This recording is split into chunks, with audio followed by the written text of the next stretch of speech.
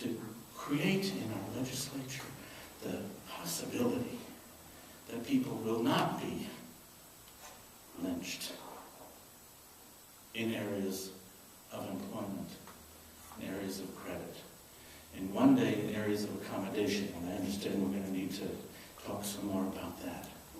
But our work with one another, I believe, is to touch in the hearts of our legislators who have hearts, to touch in the spirits of our legislators who have spirits, the possibility of liberation, the possibility of doing what's right, a relief to the anxiety that we are all feeling, the profound emotional anxiety, social anxiety that we're all encountering, to say that somehow with one another we can do the right thing. That's what I have to say today. Amen.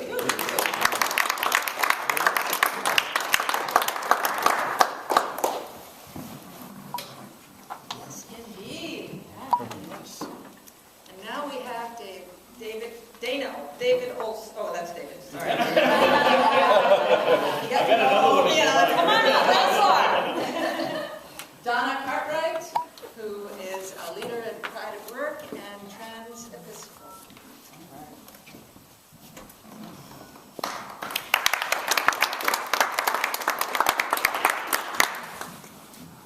I do need the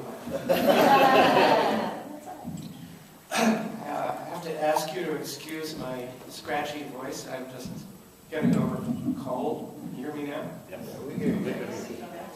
Thank you. Okay.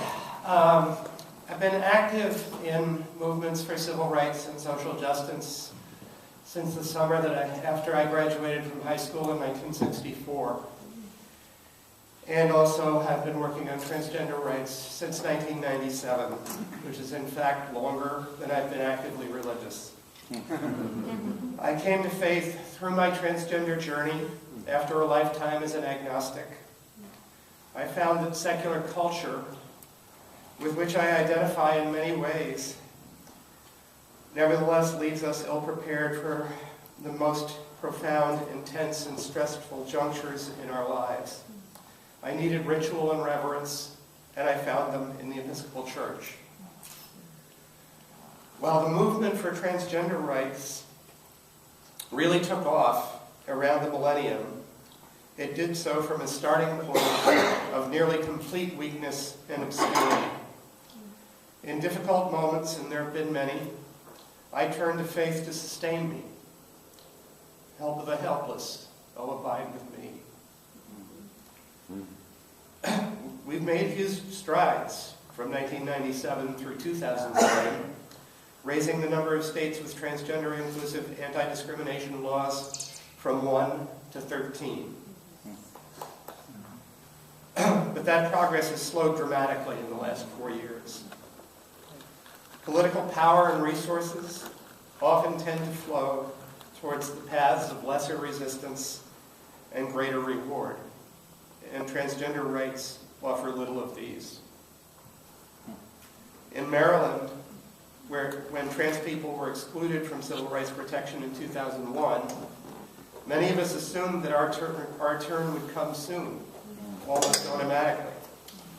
Alas, this was not the case. Politicians are all too ready to find excuses not to act.